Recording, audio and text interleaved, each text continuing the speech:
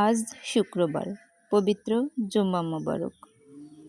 এই আধুনিক যুগে এসে আমরা যারা এখনও বেকার বসে আছি, তারা না চরম লেভেলের ভুল করতেছি। আমাদের সবার হাতেই একটা করে অ্যান্ড্রয়েড ফোন আছে।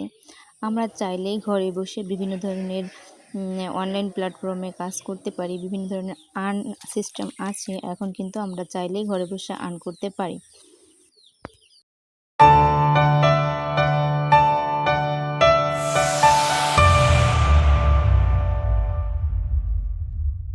আসসালামু আলাইকুম। আমি নাজমিনারা ভাঙ্গা থেকে বলছি। আপনারা দেখছেন নাজমিনারা ব্লগ। নাজমিনারা ব্লগের পক্ষ থেকে আপনাদের সবাইকে জানাই স্বাগতম। আজ পবিত্র শুক্রবার, সবাইকে জানাই জুম্মা মোবারক।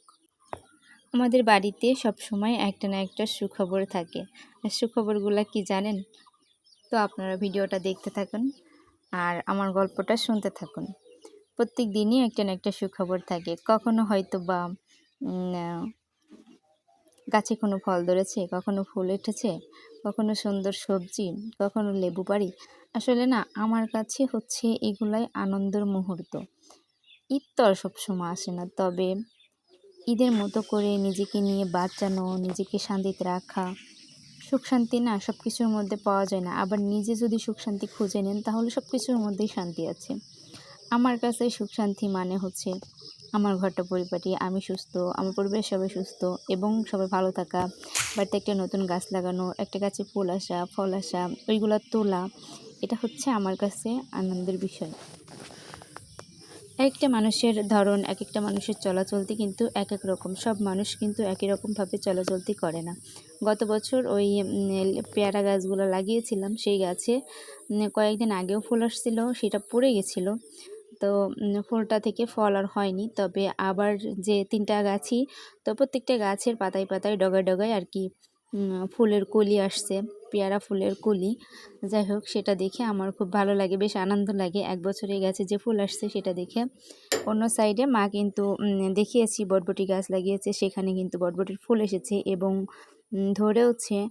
আবার অন্য একটা জায়গার মধ্যে আমি কিন্তু কিছু গাছ দেখিয়েছি, সিমের গাছের মতো দেখা গেছে। আসলে ওটা সিমের গাছ ছিল না, ওটা হচ্ছে শাম তরকারি, অনেকে বলে পাতা উস্তে। যাই হোক, সেগুলা দেখে আমি ঘরে এসে বিছানাটা গুছিয়ে নিয়েছি। এরপরে ঘরে যে ভিজা কাপড় ছিল সেগুলা হ্যাঙ্গার থেকে নামিয়ে বাহিরে রোদে শুকাতে দিব, সেজন্য হ্যাঙ্গার থেকে নামিয়ে নিচ্ছি।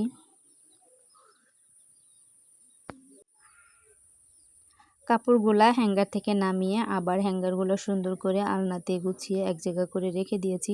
সময়ের কাজ সময়ে করলে তাহলে একটু কষ্টটা কম হয়, আবার ঘরের মধ্যেও সুন্দর পরিপাটি গুছানো থাকে। আমি হ্যাঙ্গারগুলো গুছিয়ে রেখে বাহিরে এসে এই যে বাঁশের উপরে কাপড়গুলো মেলে দিয়েছি।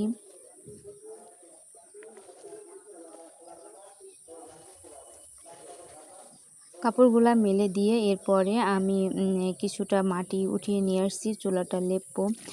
চুলা না, মাটির চুলা কয়েকদিন পর পরই লেপতে হয়। প্রতিদিন তো মোছা যায় না, মোছার ব্যবস্থা থাকলে মুছে রাখতাম অবশ্যই।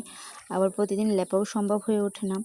তবে 2 দিন 3 দিন বা 4 দিন যায়, এরকম অবস্থাতে পরে আবার লেপে নিই সুন্দর করে।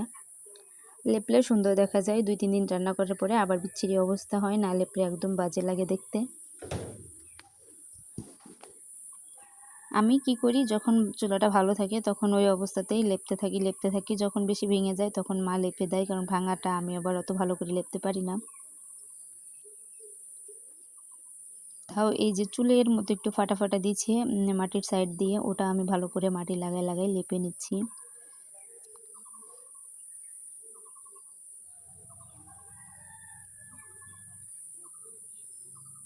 আসলে যত্ন করলে রত্ন মেলে। প্রত্যেকটা জিনিসেরই যত্ন করতে হয় বা প্রত্যেকটা কাজই তো করতে হয়।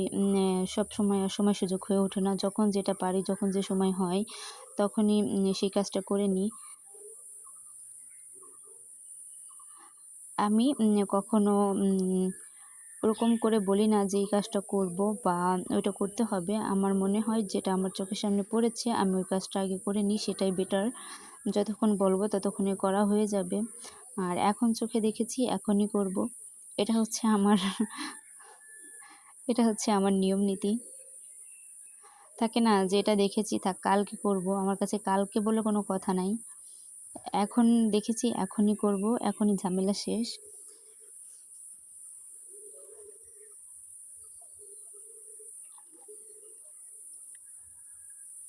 চুলাটা লেপে যখন কাপড় মেলে আসতেছিলাম তখন চোখে কিন্তু এই কলমি শাকগুলো পড়েছিল। বেশ কলমি শাক হয়েছে। তো আমি ওই কলমি শাকগুলা হাত দিয়ে তুলে নিচ্ছিলাম। কিছুদিন আগে কিন্তু এই বালুর উপরে এই ঘাসের চাপগুলা এনে এনে লাগানো হয়েছে। আর তারপরে ঘাস লাগায়ে সার দিয়ে দিছিল। আর এখন এই যে এই পরিমাণে ঘাস হইছে। আর সাইড দিয়ে এই যে এরকম কলমি শাক আছে। এই আধুনিক যুগে এসে আমরা এখনও যারা কোনো রকম আর্ন করতেছি না, তারা চরম লেভেলের বোকামি করতেছি। আমাদের সবার হাতেই কিন্তু অ্যান্ড্রয়েড ফোন থাকে। তো আমরা চাইলেই কিন্তু ঘরে বসে বিভিন্ন রকমের প্ল্যাটফর্ম থেকে আর্ন করতে পারি। চাইলে ইউটিউব থেকেও আর্ন করতে পারি। আপনি যদি পরিশ্রম করেন তাহলে আপনার জীবনের সফলতা নিশ্চিত। যে কোনো মুহূর্তে যে কোনোভাবে যে কোনো ধরনের কাজই হোক না কেন বা মুহূর্ত হোক না কেন, জীবনে আসুক সেটাকে অ্যাকসেপ্ট করে ওইভাবেই নিজের জীবন পরিচালনা করতে হবে এবং কাজও করতে হবে সাথে সাথে। বসে থাকলে হবে না, মুখে বললে হবে না, কাজ করতে হবে এবং তারপরে সফলতার জন্য আশা করতে হবে। কাজ না করে আপনি কিন্তু কখনোই সফলতা আশা করতে পারেন না বা আপনার জীবনটা সুন্দর হবে এটাও আপনি আশা করতে পারেন না। আপনাকে সবসময় প্রচুর পরিমাণে কাজ করতে হবে, পরিশ্রম করতে হবে, পরিপাটি থাকতে হবে। তবেই না আপনার জীবনে সুখ, শান্তি সবকিছু আসবে। তো যাই হোক, চতুর সাইডে কি সুন্দর যে শাক, তো আমি ওই শাকগুলা তুলে নিচ্ছিলাম বেশ সুন্দর করে। আমার প্রিয় ভাইয়া এবং আপু, আন্টিদের, মাসিমণিদের সবাইকে একটা কথাই বলবো, যারা এখনও আমার ভিডিওটা কন্টিনিউ করতেছেন, প্লিজ একটা লাইক দিতে ভুলবেন না। আপনাদের একটা লাইক আমাকে অনেক দূরে এগিয়ে নিয়ে যেতে সাহায্য করে। আর আপনাদের সুন্দর সুন্দর মন্তব্য পড়তে আমার বেশ ভালো লাগে। তবে দুঃখজনক বিষয়, আমি আপনাদের কমেন্ট পড়তে পারি না। সবাই ভালো থাকবেন, সুস্থ থাকবেন। আল্লাহ হাফেজ।